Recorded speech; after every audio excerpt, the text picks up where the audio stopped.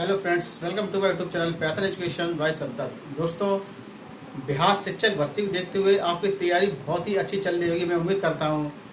और दोस्तों, इसी आपकी तैयारी में थोड़ा सी और हेल्प करने के लिए मैं आपके लिए यूट्यूब चैनल पर अपनी हिंदी क्लासेस चला रहा हूं। तो दोस्तों, ये क्लास देखिए, इस क्लास से आपको हिंदी में बहुत ही अच्छा रिस्पॉन्स मिलेगा। आपको कोई किताब या किसी दूसरी चीज़ को उठाने की जरूरत नहीं पड़ेगी, बस हमारी क्लास आप देखते रहिए, बहुत बेनिफिट मिलेगा। बिहार शिक्षक भर्ती के जो फर्स्ट पेपर है हिंदी का, जिसमें 30 नंबर पासिंग मार्क चाहिए, तो आपके बहुत ही आराम से अच्छे नंबर से पास हो गए इस पेपर में। तो चलिए फ्रेंड्स, बिना किसी देरी के अपना वीडियो शुरू करते हैं। चलिए देखिए सर, हिंदी में पहले हम देखते हैं, अब तारीख कितनी है, 6/6/23। पहले देखते हैं क्या देखते हैं, वर्णमाला। ठीक है, वर्णमाला में क्या है, वर्ण क्या होते हैं। देखिए, वर्णमाला की सबसे छोटी इकाई, ठीक है, कौन सी सबसे छोटी इकाई को हम ध्वनि कहते हैं। ठीक है, इस ध्वनि को इस ध्वनि को ही हम क्या कहते हैं, वर्ण। ठीक है, वर्णमाला की सबसे छोटी इकाई को ध्वनि कहते हैं और इस ध्वनि को ही हम क्या कहते हैं, वर्ण। ठीक है, अब देखिए वर्णमाला किसे कहते हैं, वर्णों के व्यवस्थित समूह को वर्णमाला कहते हैं। वर्णों के जो व्यवस्थित समूह है ना, उसको हम वर्णमाला कहते हैं। देखो स्वर, पहले हम देखते हैं स्वर, देखते हैं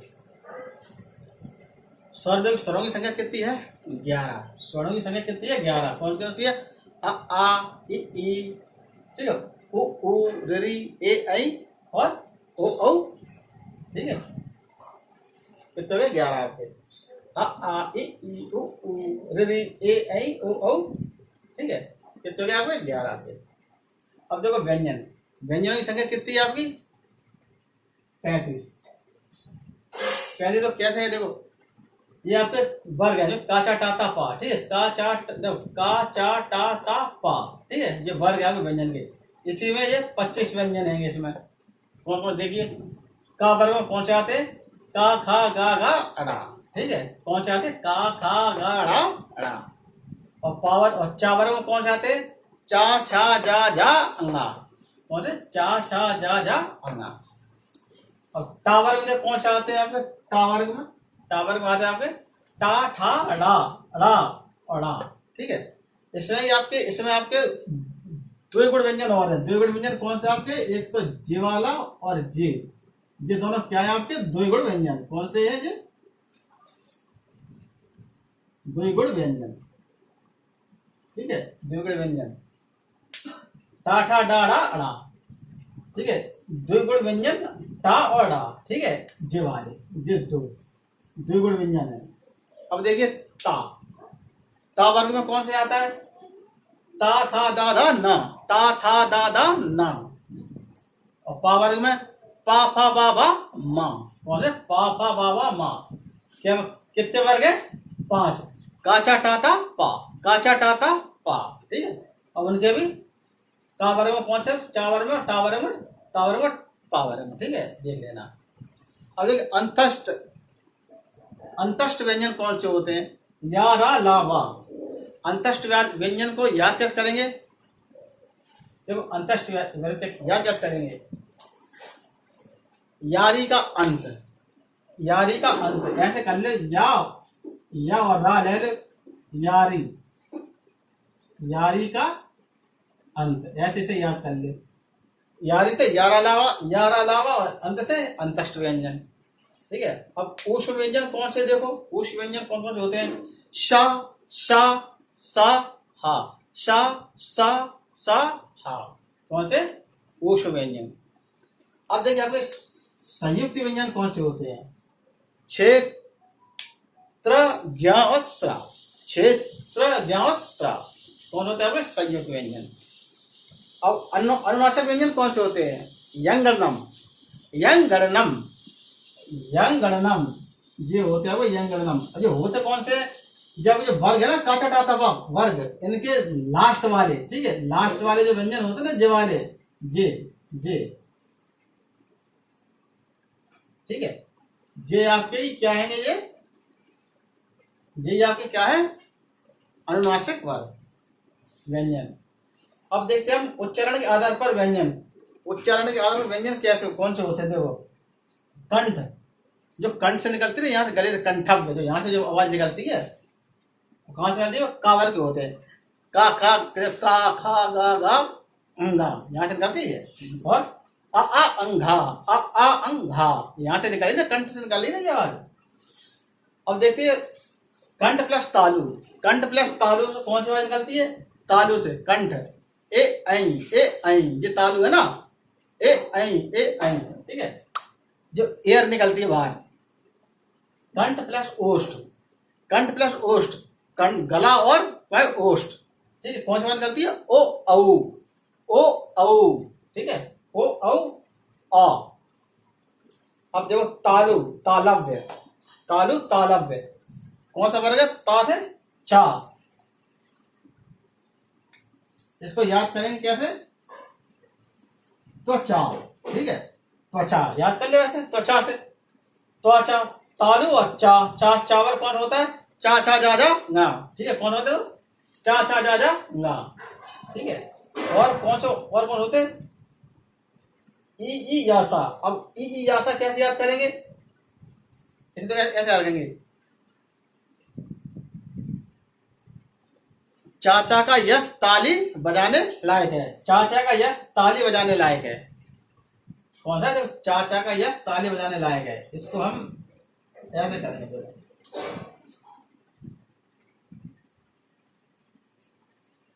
चाचा का यश ताली बजाने लायक है। अब देखिए चाचा सा क्या? चावर्ग, ठीक है, या सा यस, चाचा का यस या सा, ठीक है, ई वो आ जाएगा। और ताली से तालु आ गया, ठीक है, ऐसे आप याद कर लेना। चाचा का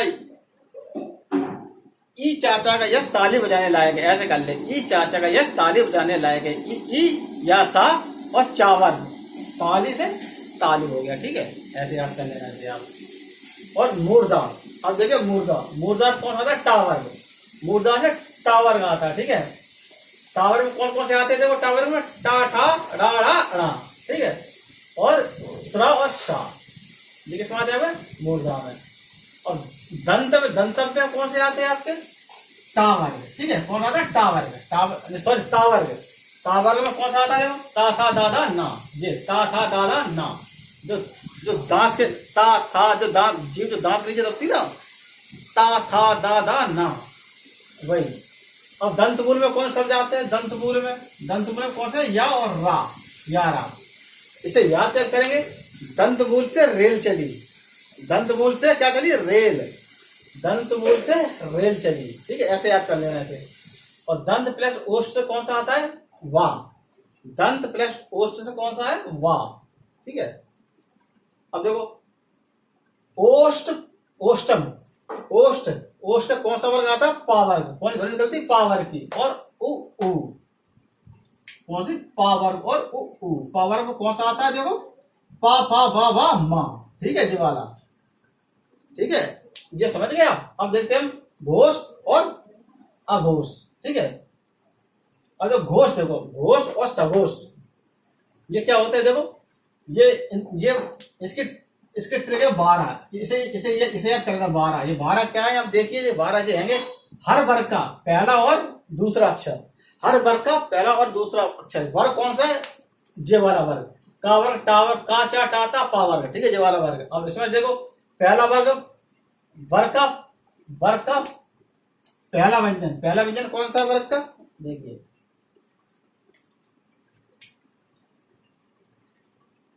वर्ग का पहला व्यंजन कौन सा है? का, ठीक है, का चा टा ता पा। और दूसरा व्यंजन कौन सा है?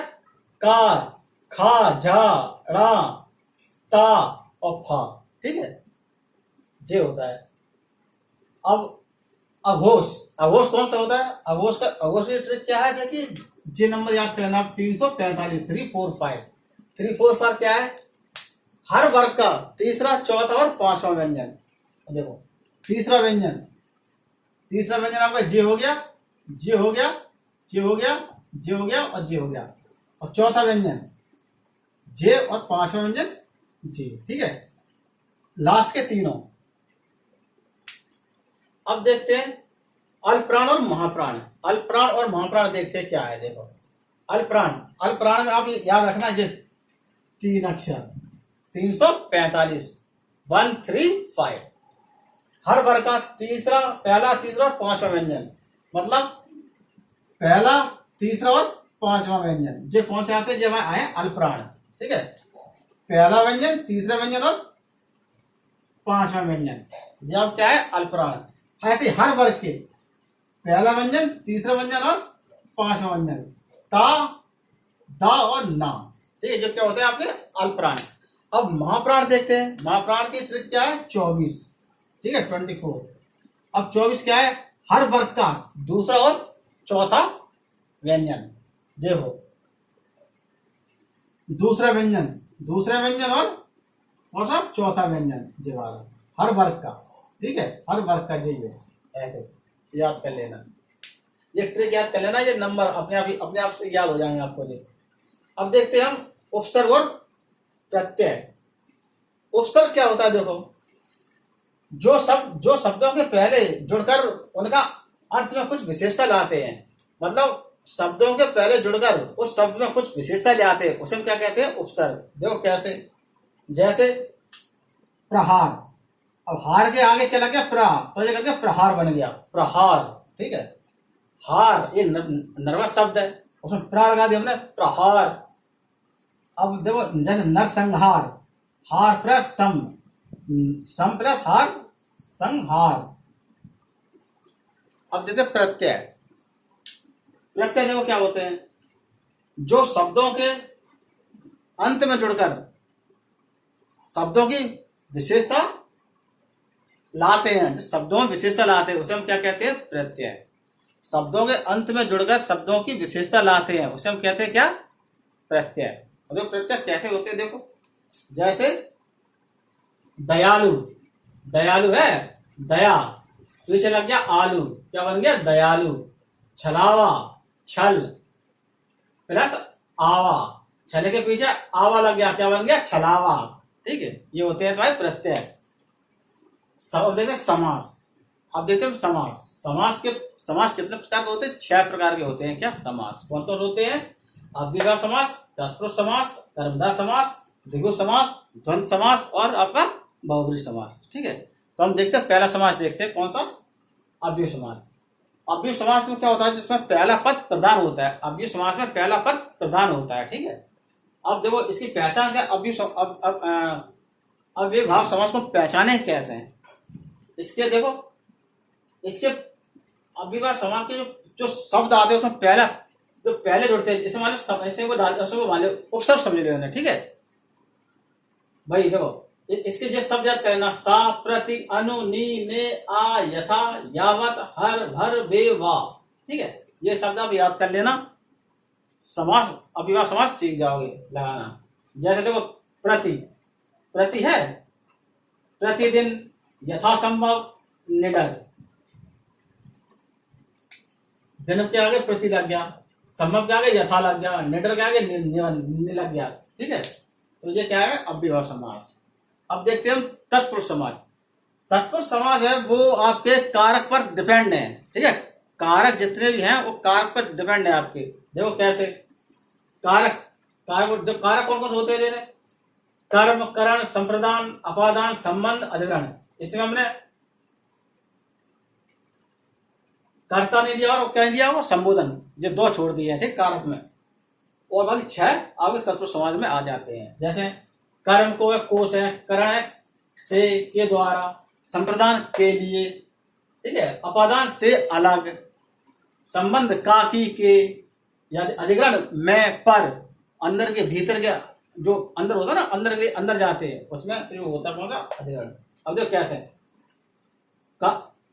कर्म को करण, मन चाहा, मतलब मन से चाहा, मन से चाहा। संप्रदान जगह प्रयोगशाला, प्रयोग के लिए शाला से जे वाला, प्रयोग के शाला, प्रयोगशाला। ठीक है, प्रयोग के लिए शाला। अब गगन चुंबी, गगन को चूमने वाला, गगन को चूमने वाला, ठीक है, कर्म वाला, गगन को चूमने वाला। अब अपादान से अलग, अलग से जैसे धनहीन, धन से हीन, क्या धन से हीन, धन से हीन हो गया, अलग हो गया, धन से अलग हो गया वो, ठीक। अब संबंध जैसे का की, जैसे राजा का पुत्र, राजपुत्र, राजपुत्र क्या है, राजा का पुत्र, ठीक है, संबंध बना रहा ना वो। अब अधिकरण में पर भीतर अंदर धर्मवीर, धर्म में वीर, मतलब वो धर्म में वीर, ठीक है। तो ये हो गया आपका तत्पुरुष समास। अब देखते हैं कर्मधारय समास। कर्मधारय समास क्या होता है, इसकी पहचान क्या होती है, देखो क्या होती है पहचान इसकी। अलग करने पर ये इसमें है जो वो के समान, इसकी जिसके बीच में आते हैं शब्दों के, ठीक है, जब शब्दों का हम विग्रह करते हैं तब। जैसे देखो नीलकंठ, नीलकंठ क्या करते हो, नीला है जो कंठ, नीलकंठ, नीला है जो कंठ, नीलकंठ, ऐसे ही। और देखो समझ, और कौन सा होता है, नीलकंठ, जैसे और एक शब्द ले लो कोई भी, आप देख लेना, ठीक है। और अब देखिए कौन सा वाला, अब देखते हैं हम द्विगु समास। द्विगु समास में क्या होता है, ये संख्यावाचक शब्द होते हैं, जो संख्या पर आधारित होते हैं, उसे हम कहते हैं द्विगु समास। जैसे चौराहा है, चौरा हो गया आपका, तिरंगा हो गया, 3 रंगों वाला समूह, चौराहा 4 राह वाला समूह, तिरंगा, नवरत्न, 9 जिसमें 9 रत्न होते हैं, 9 रत्न, ठीक है। ऐसे ही जैसे दोपहर का समूह है, ऐसे जो संख्या वाले शब्द होते हैं वो सब किसमें आते हैं आपके, द्विगु समाज में। अब देखते हैं द्वंद्व समास। द्वंद्व समाज में देखो क्या होते हैं, दोनों पदों के बीच में योजक चिन्ह होता है, ठीक है, योजक चिन्ह, ये आपका जो होता है योजक चिन्ह, ये वाला, ठीक है, योजक चिन्ह। जैसे देखो नर नारी, माता पिता, नर नारी, जिसके 2 शब्दों के बीच में जो योजक चिन्ह लगा होता है वही होता है द्वंद्व समास। अब देखते हैं हम बहुब्रीहि समास। बहुब्रीहि समास क्या होता है, देखो बहुब्रीहि समास जिसमें सारे भगवानों के नाम आ जाते हैं, ठीक है, सारे भगवानों के नाम आ जाते हैं, जैसे नीलकंठ भय, ठीक है, तुम्हारे नीलकंठ भय तुम्हारे आप, और तुम्हारे पीताम्बरा भय, काफी शब्द है जो भगवान से रिलेटेड है, ठीक है। और जैसे आपके ऐतिहासिक इमारतें, ताजमहल, आगरा, लाल किला, ठीक है, जैसे सारी, और महान व्यक्तित्व, राष्ट्रपति, प्रधानमंत्री, ठीक है, ये वाले, और संवैधानिक पद पे जो भी व्यक्ति हैं, वे सब किस में आ जाएंगे आपके, बहुब्रीहि समास में, ठीक है। अब बहुब्रीहि समास में कोई भी पद प्रधान नहीं होता है, ये आप ध्यान रखना। तो दोस्तों ये थी हमारी आज हिंदी की पहली क्लास। तो आज की क्लास दोस्तों आपको कैसी लगी, क्लास पसंद हो तो लाइक कीजिए, शेयर कीजिए, चैनल को सब्सक्राइब कीजिए, और नेक्स्ट क्लास के लिए तब तक के लिए गुड बाय।